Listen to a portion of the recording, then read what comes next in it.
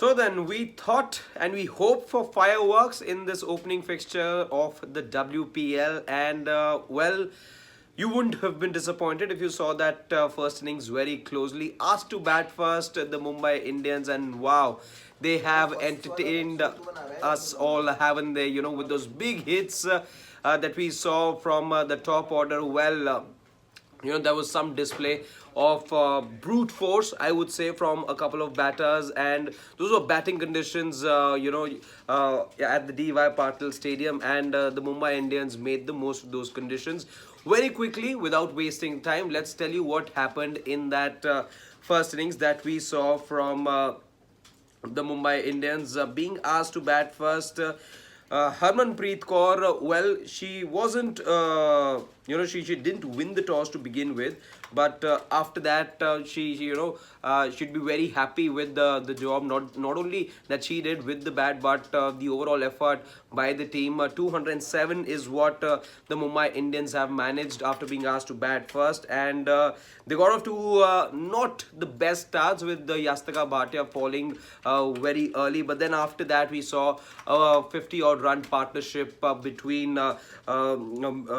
Haley Matthews and Nat Seva Brunt.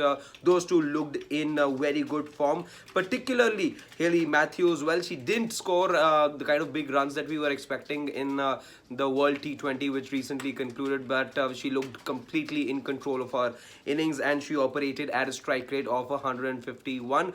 She did, in fact, do well against Ashley Gardner as well, who ultimately ended up getting her revenge as she dismissed her, and most importantly, from the Gujarat perspective, got that important breakthrough as well, because Mumbai Indians were absolutely cruising at one point. So it was important for Gujarat to get a couple of breakthroughs, which they did.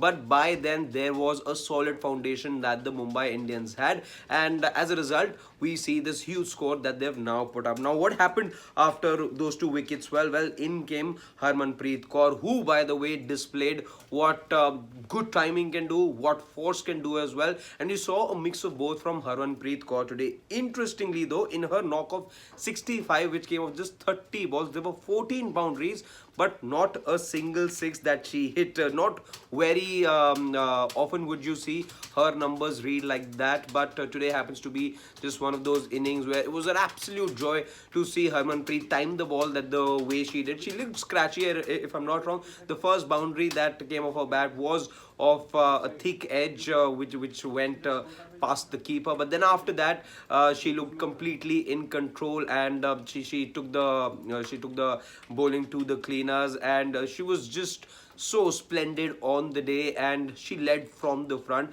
Should be extremely happy with the job that her team has done, because 207 is what the team has managed, and it's not going to be easy now for Gujarat to be able to chase this down. Yes, they've got the batting, but now it is nerves out there, it is pressure also. Let's not forget, it's the opener, so all eyes on this important fixture as well, and we'll have to wait and see how the Gujarat Giants respond to this huge target. But then, having spoken about Harmanpreet Kaur, who, by the way, walked back after having scored at a rate of 216, it was down to Amelia Kerr, who also operated at one point close to a strike rate of 202, but that just took a little bit of a hit right towards the end, because she ended up with a strike rate of 187, but she scored 45 crucial runs of just 24 balls, and as a result of which the Mumbai Indians managed 207 runs at the very end. You couldn't have asked for anything more from this WPL opener, because all you needed was, in that packed ground, which has a capacity of over 47,000 people, you were looking for fireworks, and there were quite literally a lot of fireworks to begin with. You saw that glitzy ceremony as well that took place. There was AP Dhillon, there's Kiara Advani, there's also Kriti Sanon, but then there were fireworks from the bat as well, something which we were talking about in the build-up show as well, that this is exactly what the WPL needs. This is exactly what T20 cricket is all about, and there was no disappointment there. As far as, in fact, disappointment is concerned, the only disappointing thing which I saw from the Gujarat team was their effort in the field. Definitely could have done a better job with the in the field over there, and a couple of loose efforts in the fielding, sloppy efforts, and that definitely cost them good 15-20 runs, because there were more than just a couple of misses in the outfield.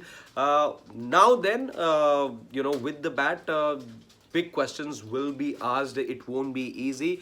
You will be up against a very good bowling attack as well. So we'll have to wait and watch how this chase goes. It could possibly be a long chase as well. We hope it's one, because that's what you want to see in this opening fixture of the WPL, which is taking place at the DY Patil Stadium. So we'll have to wait and watch how the chase goes about. We here at Sports Day will be giving you all the important updates with regards to this particular match. And do join us for the post-match live as well, where we'd love to take your comments as well about the WPL, your analysis of it, your thoughts on the look and feel of the tournament, and whatever you have to say on how the game pans out. So 208 for all of those joining us right now. Very quickly, 208 is what the Gujarat Giants will have to chase. After having won the toss, they decided to bowl first. Harmanpreet Kaur didn't win the toss, but definitely won many hearts with her superb knock of 65, which came of just 30 odd deliveries. So she'll be very happy with her effort, and of course the effort of the team as well, because they responded very well to the conditions out there. Absolute batting paradise there at the DY Patil Stadium. Dew, it'll be interesting to see how big a role the Dew plays now, but let's see now how this chase goes for the Gujarat Giants. Thank you so much for joining us for this quick update. We'll meet once again after the match gets over. Thank you so much.